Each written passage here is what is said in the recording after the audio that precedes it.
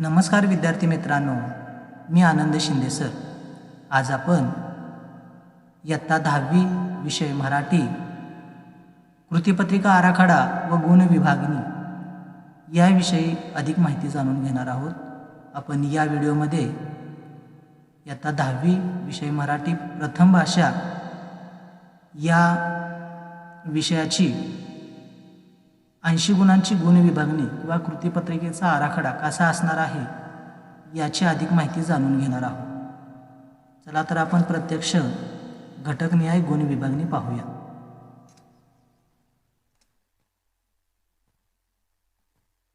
मराठी कुमार भारती प्रथम भाषा इयत्ता 10वी घटकनिहाय गुण विभागणी यामध्ये तुम्हाला पाहायला मिळते विद्यार्थी मित्रांनो, एकूण 5 भागामध्ये किंवा विभाग असणार आहेत। या विभागामध्ये त्याला 80 गुण विभागलेले आहेत। तो पहिला विभाग आहे तो गद्य विभाग आहे। या गद्य विभागासाठी एकूण 18 गुण आहेत। दुसरा भाग आहे तो पद्य विभागाचा आहे, त्यासाठी एकूण 16 गुण आहेत। तिसरा भाग आहे तो स्थूल वाचनाचा आहे, यासाठी एकूण 6 गुण आहेत। चौथा भाग आहे तो भाषा अभ्यास, यासाठी 16 गुण आहेत। पाचवा भाग आहे उपयोजित लेखन, यासाठी 24 गुण आहेत। अशा पद्धतीने एकूण 5 विभागामध्ये आपली कृतीपत्रिका विभागलेली असणार आहे। एकूण 80 गुणांसाठी ही आपली कृतीपत्रिका असणार आहे। तर या ठिकाणी गद्य विभागाला एकूण 18 गुण असणार आहेत। ते कसे असणार आहेत ते आपल्याला या ठिकाणी पाहायला मिळतील। कृतीपत्रिकेचा आराखडा पाहत असताना पहिला विभाग आहे तो गद्याचा आहे। याच्यामध्ये आपल्याला एकूण 18 गुणामध्ये कृती विचारलेल्या असणार आहेत। त्यामध्ये कशा असतील कृती बघा, अ, आ आणि ई अशा पद्धतीनं त्याच्यामध्ये परत 3 भाग करण्यात आलेले आहेत। हा जो अ भाग आहे तो परत 7 गुणांसाठी आहे। दुसरा आ भाग आहे तो 7 गुणांसाठी आहे आणि तिसरा ई भाग आहे तो अपठित उतार असणार आहे आणि तो 4 गुणांसाठी। अशा पद्धतीने एकूण 18 गुणांची विभागणी असणार आहे। तर याच्यामध्ये अ जो आपल्याला भाग आहे किंवा ही कृती येणार आहे ती एक पठित उतार असणार आहे। पठित म्हणजे पाठ्यपुस्तकावरती आधारित उतार असणार आहेत आणि त्याच्यावरती आधारित आपल्याला 3 कृती विचारलेल्या असणार आहेत एकूण 7 गुणांसाठी। आणि हा जो उतार असणार आहे तो 130 ते 150 शब्दांचा असणार आहे। दुसरी आ कृती असणार आहे तो सुद्धा पठित उतार असणार आहे, म्हणजे पाठ्यपुस्तकातील उतार असणार आहे आणि तो 7 गुणांसाठी। याच्यामध्ये सुद्धा 3 कृती असणार आहेत, 2 आकलन कृती आणि 1 स्वमत कृती। आणि हा जो उतार आहे तो 130 ते 150 शब्दांचा असणार आहे। आणि तिसरी कृती ई कृती असणार आहे तो अपठित उतारा म्हणजे पाठ्यपुस्तकाच्या बाहेरचा उतार असणार आहे आणि 4 गुणांसाठी याच्यावरती आधारित कृती विचारलेली असणार आहे। हा जो अपठित उतार असणार आहे तो 80 ते 100 शब्दांचा असणार आहे। अशा पद्धतीनं 18 गुणांची विभागणी या गद्य भागासाठी करण्यात आलेली आहे। आता याच्यामध्ये आपण प्रत्येकाची 7, 7 आणि 4 अशा पद्धतीची विभागणी आपण बघितली। अ 7 गुणांसाठी, आ 7 गुणांसाठी आणि ई आहे तो 4 गुणांसाठी। त्या अ 7 गुणांसाठी कशा पद्धतीच्या कृती असतील तर याच्यामध्ये आकलन कृती 1 2 गुणांसाठी असणार आहे। आकलन कृती दुसरी असणार आहे ती 2 गुणांसाठी असणार आहे आणि तिसरी स्वमत कृती असणार आहे ती साधारणतः 3 गुणांसाठी असणार आहे। अशा पद्धतीनं अ 7 गुणांसाठी, आ 7 गुणांसाठी असणार आहे आणि तिसरा जो ई आहे तो 4 गुणांसाठी। कृतीनिहाय गुण विभागणी बघा कशी असणार आहे त्याची। त्याच्यामध्ये एक पहिली कृती असणार आहे आकलन कृती 2 गुणांसाठी आणि दुसरी कृती असणार आहे ती सुद्धा आकलन कृती असणार आहे 2 गुणांसाठी। अशा पद्धतीनं ई हा भाग 4 गुणांसाठी एकूण असणार आहे। आता आपण बघितलं की जो कृतीपत्रिकेतला पहिला भाग आहे तो गद्यावर असणार आहे आणि एकूण 18 गुणांसाठी असणार आहे। ते 18 गुण कसे असणार आहेत तर अ हा पठित उतार असणार आहे, 7 गुणांच्या कृती असणार आहेत त्याच्यावरती।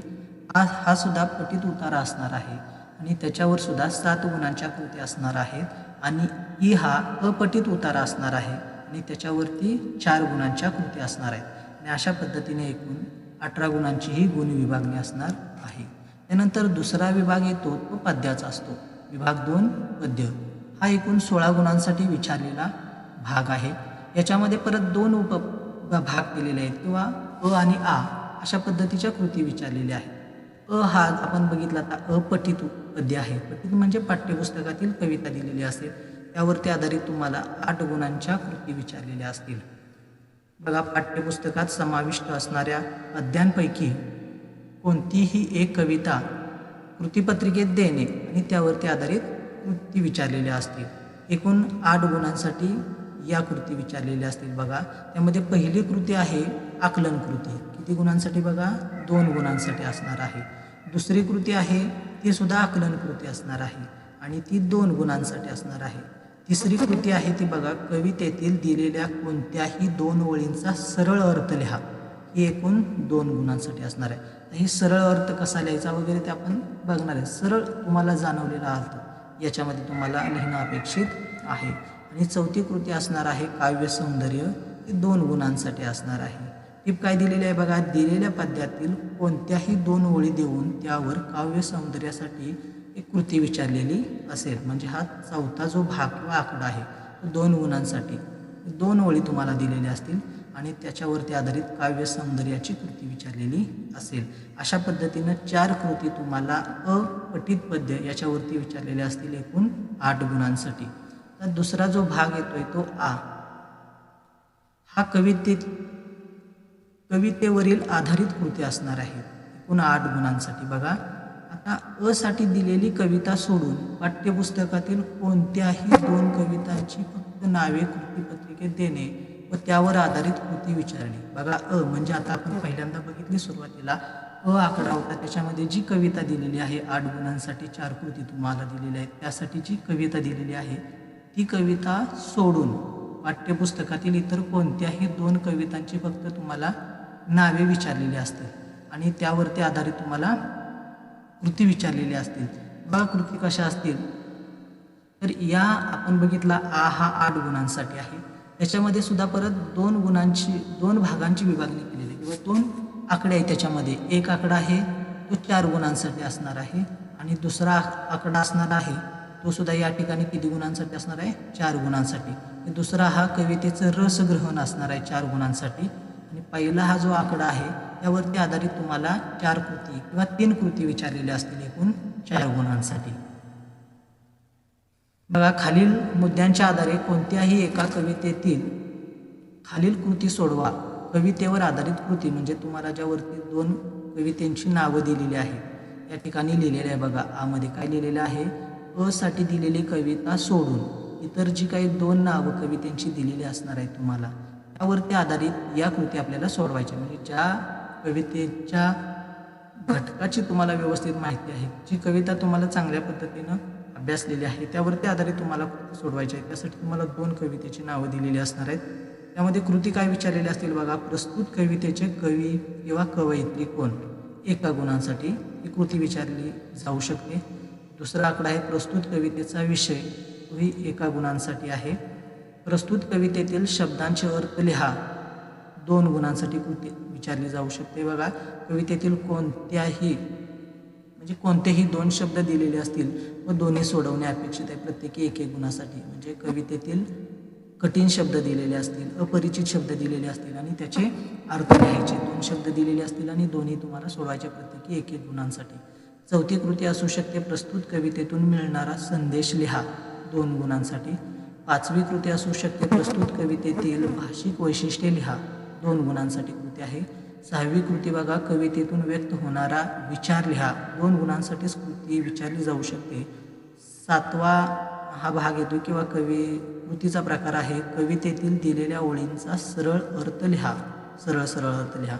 आणि 8वा आहे प्रस्तुत कविता तुम्हाला आवडण्याचे व न आवडण्याचे कारण लिहा, 2 गुणांसाठी कृती।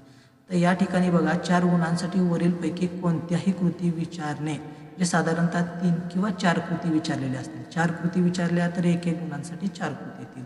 3 कृती विचारल्या असतील तर 1 गुणांसाठी 2 कृती आणि 2 गुणांसाठी 1 कृती। अशा पद्धतीनं तुम्हाला त्या कृती विचारलेल्या असतील एकूण 4 गुणांच्या। तर इथं काय लिहिलं आहे बघा, प्रत्येक कृती 1 किंवा 2 गुणांची असावी, त्याच्यामध्ये अर्धा गुणांची कृती तुम्हाला विचारली जाणार नाही। अशा पद्धतीच्या 4 गुणांसाठी आपल्याला इथं 3 किंवा 4 कृती विचारल्या जाऊ शकतात। तर यामध्ये तुम्हाला इथं 8 कृती दिलेल्या आहेत, पैकी तुम्हाला किती विचारल्या जातील? 3 किंवा जास्तीत जास्त 4 कृती विचारल्या जाऊ शकतील. मग इथं पहिली कृती अशी विचारली जाऊ शकते, प्रस्तुत कवितेचे कवी किंवा कवयित्री. दुसरी कृती अशी विचारली जाऊ शकते बा प्रस्तुत कवितेचा विषय. हे 2 गुण झाले. आणि मग एकच प्रस्तुत कवितेतून मिळणारा संदेश लिहा, हे 2 गुणांसाठी. अशा पद्धतीने 4 गुणांची विभागणी किंवा एक गुणांचे 4 तुम्हाला 4 कृती विचारल्या जाऊ शकतात. आता याच्यामध्ये दुसरा आकडा आहे तो 4 गुणांसाठी आहे. तो कसा आहे बघा, काव्यपंक्तींचे रसग्रहण करा. तर याच्यामध्ये अ व आ साठी दिलेल्या कविता सोडून, म्हणजे अ मध्ये आपल्याला 8 गुणांसाठी एक कविता दिलेली आहे पाठ्यपुस्तकातील. आ साठी सुद्धा काय केलेलं आहे, अ या कृतीसाठी जी कविता दिलेली आहे ती सोडून पाठ्यपुस्तकातल्या इतर 2 कवितांची फक्त नावे दिलेली असतात A1 मध्ये, ठीक आहे नाही. आणि त्या कविता सोडून एकूण 3 कविता झाल्या, अ मध्ये 1 आणि आ मध्ये 2. या एकूण 3 कविता सोडून पाठ्यपुस्तकात समाविष्ट असलेल्या त्यापैकी कोणत्याही एका कवितेतील रसग्रहणास अनुकूल अशा 2 किंवा 4 ओळी कृतीपत्रिकेत दिलेल्या असतील आणि त्यावरती आधारित तुम्हाला त्या दिलेल्या काव्यपंक्तींचे रसग्रहण करा, अशा पद्धतीची कृती दिलेली असेल. या ठिकाणी तुम्हाला ती 4 गुणांसाठी कृती असणार आहे. आशय सौंदर्य, भाव सौंदर्य, रस सौंदर्य वगैरे आपण लिहितो, आहे की नाही, भाषिक वैशिष्ट्ये लिहितो. याला अनुसरून हे रस सौंदर्य आपल्याला लिहायचं असतं. ते आपण पुढं पाहणार आहोत. तिसरा विभाग आहे तो स्थूल वाचनाचा आहे. एकूण 6 गुणांसाठी हा भाग आहे. याच्यावरती प्रत्येकी 3-3 गुणांच्या 2 कृती विचारलेल्या असतील.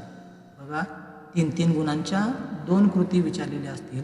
स्वमत व अभिव्यक्तीवर आधारित 3 कृती देणे व त्यापैकी 2 सोडवणे अपेक्षित आहे. इथं तुम्हाला पर्याय दिलेला आहे बघा.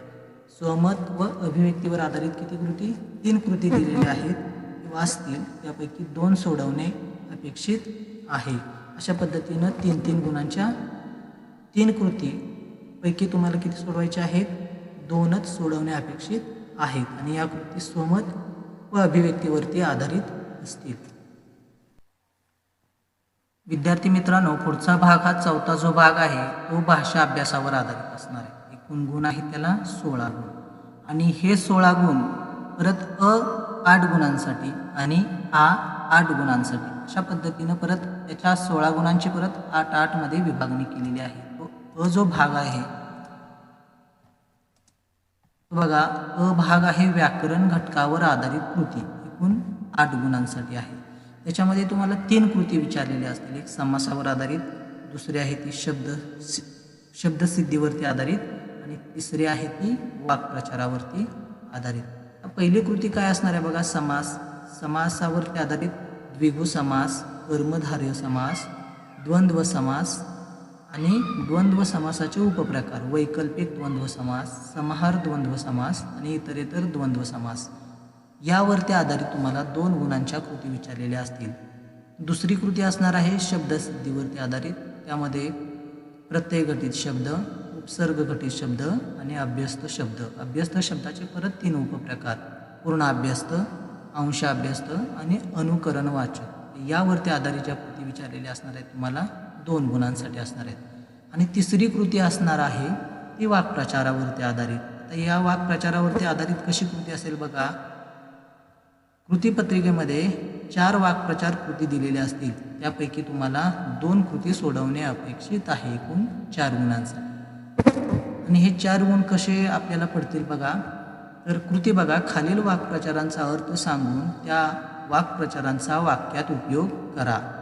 कृतीपत्रिकेत 4 वाक्प्रचार दिलेले असतील व त्यापैकी आपल्याला 2 सोडवणे अपेक्षित आहे. आता यामध्ये तुम्हाला प्रत्येक वाक्प्रचारांचा अर्थ लिहिला असेल, जे 2 तुम्ही सोडवणार आहात त्यापैकी प्रत्येक वाक्प्रचाराचा योग्य अचूक अर्थ लिहिला असेल तर 1 गुण, आणि प्रत्येक वाक्प्रचाराचा वाक्यात अचूक वापर केलेला असेल तर तिथं तुम्हाला 1 गुण मिळणार आहे. म्हणजे अर्थ सांगितला तर 1 गुण आणि त्याचा वाक्यात योग्य पद्धतीनं वापर केला तर 1 गुण, असे 2 गुण प्रत्येकी एका वाक्प्रचाराला तुम्हाला मिळणार आहेत. असे 2 वाक्प्रचार आपल्याला या ठिकाणी सोडवायचे आहेत आणि त्याचे एकूण 4 गुण असणार आहेत.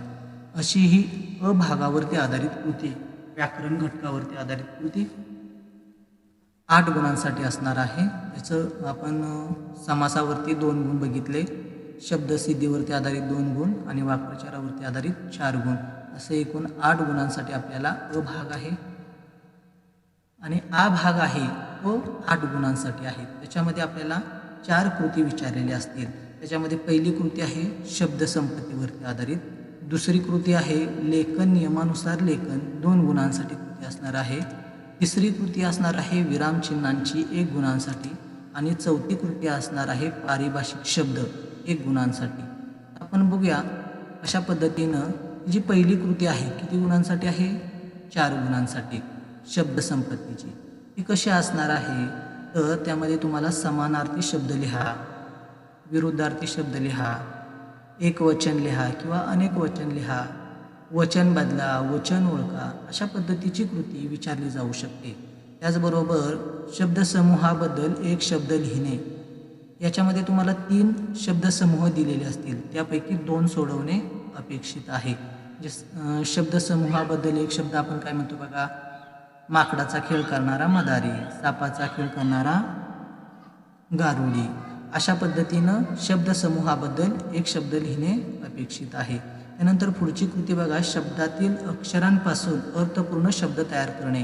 म्हणजे एक शब्द दिलेला असेल, त्यातले शब्द आपण घेऊन एक अर्थपूर्ण शब्द तयार करायचा, असे अर्थपूर्ण शब्द तयार करणे, अशी कृती तुम्हाला येऊ शकते. बघा, यापैकी कोणत्याही 4 घटकावर प्रत्येकी 1 गुणांच्या 4 कृती विचारलेल्या असतील.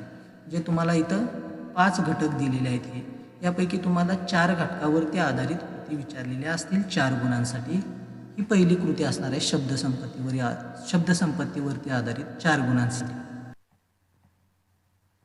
दुसरी कृती लेखन नियमानुसार लेखन यावरती आधारित असणार आहे आणि ही 2 गुणांसाठी कृती असणार आहे. यामध्ये बघा, अचूक शब्द ओळखा अशी कृती असेल. कोणतेही 6 शब्द प्रत्येकी 4 पर्यायासह दिलेले असतील. त्या पर्यायापैकी 4 पैकी एकच शब्द लेखन नियमानुसार अचूक असेल आणि वरील 6 शब्दापैकी 4 शब्द सोडवणे अपेक्षित आहे. म्हणजे 6 शब्द दिलेले असतील, त्या 6 शब्दाला 4 पर्याय दिलेले असतील, त्यामध्ये 3 शब्द असतील ते अचूक नसतील, लेखन नियमानुसार नसतील, आणि एक असेल तो लेखन नियमानुसार असेल, तोच आपल्याला ओळखून व्यवस्थित लिहायचा आहे. या 6 शब्दापैकी आपल्याला 4 शब्द या ठिकाणी अचूक लिहिणं गरजेचं आहे किंवा 4 कृती आपल्याला सोडवायच्या आहेत. किंवा याला पर्याय काय दिलेला आहे बघा, वाक्यातील लेखन नियमानुसार चुकीचे शब्द ओळखून दुरुस्त करा. प्रत्येक वाक्यात 2 शब्द लेखन नियमानुसार चुकीचे असतील, अशी 4 वाक्य कृतीपत्रिकेमध्ये दिलेली असतील. त्यापैकी आपल्याला 2 वाक्य सोडवणे अपेक्षित आहे. आता कृती कशी दिलेली असेल बघा, खालीलपैकी कोणत्याही 2 वाक्यातील शब्द दुरुस्त करून वाक्य पुन्हा लिहा. वाक्य किती असतील? 4. त्यापैकी आपल्याला 2च वाक्य या ठिकाणी पुन्हा पूर्ण लिहायचे आहे. वाक्य पूर्ण लिहायचे आहे, ते चुकीचे शब्द लिहायचे नाहीत, तर पूर्ण वाक्य लिहायचं आहे. आणि प्रत्येक वाक्यामध्ये 2 शब्द हे चुकीचे असतील. काही वेळेला काय होतं, ते चुकीचे शब्द आपण दुरुस्त करून लिहितो, पण वाक्यातला इतर जो काही बरोबर शब्द होता तो कुठंतरी आपण चुकीचा लिहून बसतो आणि अशा वेळीसुद्धा आपले मार्क्स कमी होण्याची शक्यता असते. त्यामुळं याकडं आपण लक्ष देणं गरजेचं आहे. त्यानंतर पुढची कृती, तिसरी कृती असणार आहे विरामचिन्हांची कृती, 1 गुणांसाठी असणार आहे. याच्यामध्ये कृती कशा विचारलेल्या असतील बघा, योग्य विरामचिन्हे ओळखा. वाक्य दिलेलं असेल आणि त्याच्यामध्ये विरामचिन्ह दिलेले असतील आणि त्यांची नावे ओळखा वगैरे. योग्य विरामचिन्हे वापरा असेल, विरामचिन्हे ओळखा असेल. किंवा तिसरी कृती बघा, चुकीची विरामचिन्हे बदला. वाक्यामध्ये प्रश्नचिन्हाच्या जागी पूर्णविराम दिलेला असेल, उद्गारवाचक चिन्ह दिलेले असेल, अशा पद्धतीनं चुकीचं विरामचिन्ह आहे ते बदलून बरोबर त्या ठिकाणी वाक्यामध्ये वापरून आपल्याला ते वाक्य पुन्हा लिहायचं आहे. अशा पद्धतीनं या विरामचिन्हांमध्ये 1 गुणांसाठी बघा, योग्य विरामचिन्हे वापरा किंवा विरामचिन्हे ओळखा. विरामचिन्ह दिलेलं असेल त्याचं नाव लिहायचं किंवा नाव दिलेलं असेल ते विरामचिन्हांचे जे खूण आहे आपण म्हणतो त्याला, चिन्ह आहे आपण म्हणतो त्याला, आहे का नाही, ते आपल्याला त्या ठिकाणी लिहायचं आहे. किंवा चुकीची विरामचिन्हे बदला. वाक्यामध्ये काही चुकीची विरामचिन्ह दिलेली असतील तर ती बदलून योग्य विरामचिन्ह लिहून आपण पुन्हा ते वाक्य लिहायचं आहे. यापैकी एक गुणांसाठी कोणतीही एक कृती विचारली जाईल. ही तिसरी कृती झाली एक गुणांसाठी. आणि चौथी कृती बघा, पारिभाषिक शब्द. पाठ्यपुस्तकाच्या शेवटी पारिभाषिक शब्द दिलेले आहेत. हे पारिभाषिक शब्द गद्य पद्य या दोन्ही विभागातील घटकावर आधारित कोणतेही दोन पारिभाषिक शब्द देणे व दोन्ही सोडवणे अपेक्षित आहे. प्रत्येक शब्दासाठी अर्धा गुण असणार आहे. 2 शब्द सोडवले, अचूक सोडवले तर त्याला 1 गुण मिळणार आहे. अशा पद्धतीनं हा व्याकरणाचा भाग जो आहे तो 8 गुणांसाठी असणार आहे. याच्यामध्ये 4 कृती विचारल्या जातील. त्यानंतर 5वा जो भाग आहे तो उपयोजित लेखनाचा आहे. एकूण 24 गुणांसाठी हा भाग असणार आहे. तर ते 24 गुण आपल्याला कसे विभागलेले आहे ते बघूया. त्याच्यामध्ये अ, आ आणि ई असे 3 भाग परत त्याच्यामध्ये विभागलेले आहेत. अ 6 गुणांसाठी आहे, आ आहे तो 10 गुणांसाठी आहे आणि ई आहे तो 8 गुणांसाठी आहे. अशा पद्धतीनं एकूण 24 गुणांचा 5वा विभाग येतो. त्याच्यामध्ये पहिला जो अ आहे पत्रलेखन, पत्रलेखन एकूण 6 गुणांसाठीचं आहे. या 6 गुणांमध्ये औपचारिक पत्र आणि अनौपचारिक असे दोन्ही प्रकारचे पत्र विचारली जातील. त्याला किंवा आहे बघा, आहे की नाही. औपचारिकमध्ये मागणी पत्र किंवा विनंती पत्र विचारलं जाईल किंवा त्याला और काय आहे कौटुंबिक पत्र असेल. अशा पद्धतीनं 2 पत्र तुम्हाला दिलेली असतील, त्यापैकी तुम्हाला 1 पत्र लिहिणं गरजेचं आहे. एकूण 6 गुणांसाठी असणार आहे. एकतर मागणी पत्र दिलेलं असेल आणि त्याला और कौटुंबिक पत्र दिलेले असेल किंवा विनंती पत्र दिलेले असेल आणि त्याला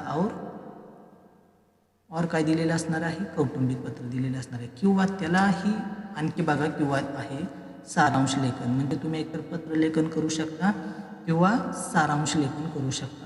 आता इथं महत्त्वाची गोष्ट लक्षात ठेवायची आहे बघा, विभाग गद्य एक गद्य आहे की नाही, त्याच्यामध्ये ई आकडा होता, ई कृती होती. प्रश्न 1 ई मधील अपठित गद्य उतार्याचा सारांश लिहिणे अपेक्षित आहे.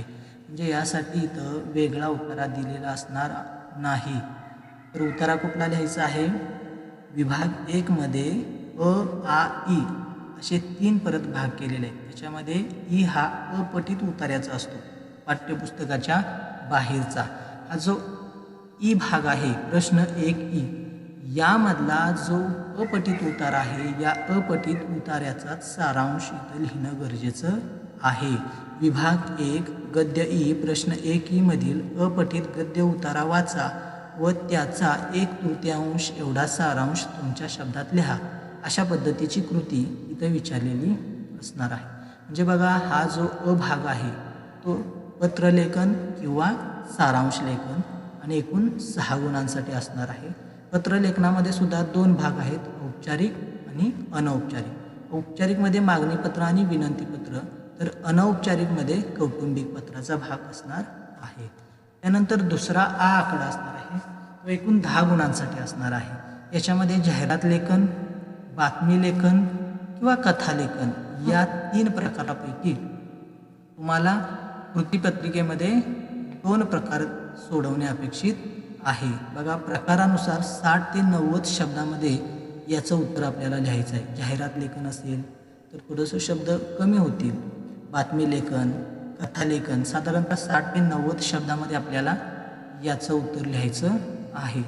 आणि एकूण याला प्रत्येकी 5-5 गुण असणार आहेत. कृतीपत्रिकेत 3 घटकावर आधारित कृती देणे, त्यापैकी 2 कृती सोडवणे अपेक्षित, प्रत्येकी 5-5 गुणांसाठी. म्हणजे कृतीपत्रिकेमध्ये जाहिरात लेखनही असणार आहे, बातमी लेखनही असणार आहे आणि कथालेखनही असणार आहे. 3 कृती असणार आहेत. पैकी तुम्हाला 2 कृती सोडवायच्या आहेत, जाहिरात लेखन किंवा बातमी लेखन, जाहिरात किंवा कथालेखन किंवा बातमी लेखन किंवा कथालेखन. अशा पद्धतीने या 3पैकी कोणत्याही 2 कृती सोडवणे अपेक्षित आहे, प्रत्येकी 5-5 गुणांसाठी. म्हणजे आ भाग हा एकूण 10 गुणांसाठी असणार आहे. त्यानंतर तिसरा ई भाग आहे, तो लेखन कौशल्य किंवा आपण निबंध लेखन म्हणतो, लेखन कौशल्य. याच्यावरती आधारित असणार आहे. साधारणतः शब्दमर्यादा 100 ते 120 शब्दामध्ये आपलं एक लेखन असणं गरजेचं आहे. एकूण 8 गुणांसाठी हा भाग असणार आहे. याच्यामध्ये 3 तुम्हाला प्रकार आहेत लेखन कौशल्यामध्ये निबंध लेखनाचे: आत्मकथनात्मक, वैचारिक आणि प्रसंग लेखन.